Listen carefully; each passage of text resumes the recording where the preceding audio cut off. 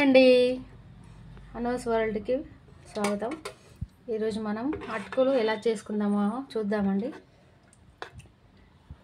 కొంచెం ఆయిల్ వేసుకోవాలి. అదే మనం వర్షం పడ్డప్పుడు పిల్లలకి స్నాక్స్ టైప్ పెడితే చాలా బాగుంటుంది. మనం తింటే కూడా లైట్ ఫుడ్ కదా, బాగుంటుందండి.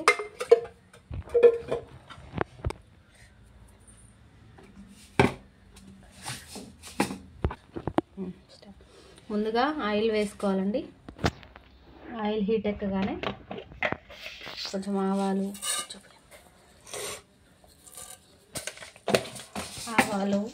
జీలకర్ర వేసుకోవాలి. కొంచెం శనగపప్పు వేసుకోవాలండి.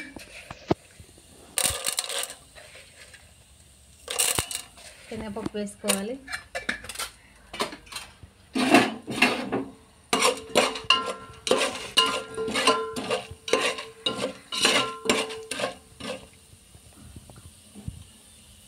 అవి ఫ్రై అయ్యే వరకు కలుపుకొని ఉల్లిపాయ పచ్చిమిర్చి వేసుకోవాలండి. దీనికి ఇలా సన్నగా పచ్చిమిర్చి సన్నగా కట్ చేసుకొని పొడవుగా, ఆనియన్ కూడా సన్నగా కట్ చేసుకోవాలి.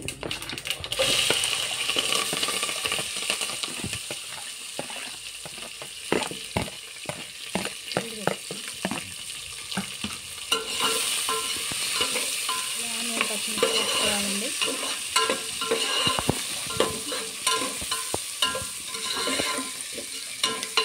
వేసుకొని అంతా ఫ్రై అయ్యే వరకు కలుపుకోవాలి. ఆనియన్స్ పచ్చిమిర్చి బాగా గోలాలండి. ఆనియన్స్ కొంచెం ఎర్రగా ఉంచాలి.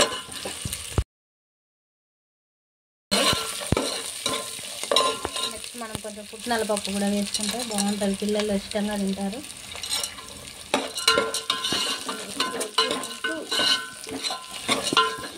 దీన్ని కలుపుకోవాలి. దీంట్లో వెల్లుల్లి కూడా వేసుకున్నానండి ఇప్పుడే.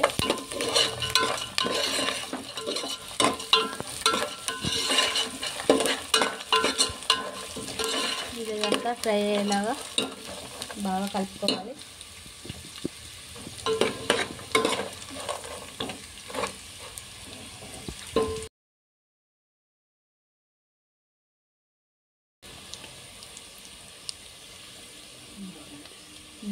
గ్యాస్ సిమ్లో పెట్టుకోవాలండి. సిమ్లో పెట్టుకొని ఇందులో కాస్త పసుపు సరిపడా పసుపు వేసుకోవాలి. కారం వేసుకోవాలి, కొద్దిగా కారం.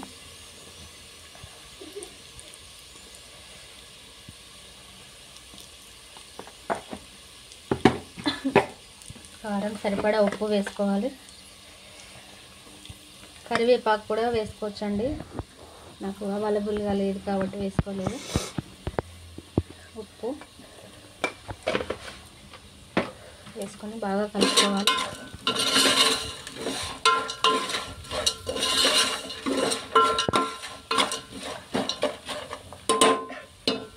ఇప్పుడు ఫైనల్గా అటుకులు వేసుకోవాలండి.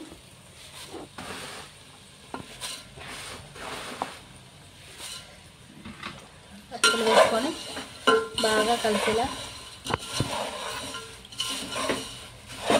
కలుపుకోవాలండి. అటుకులు రెడీ అండి. ఈ వర్షం పడిన టైంలో, ఈవినింగ్ టైంలో స్నాక్స్గా తింటే చాలా బాగుంటుందండి, లైట్ ఫుడ్ కూడా. ఇలా అటుకులు రెడీ.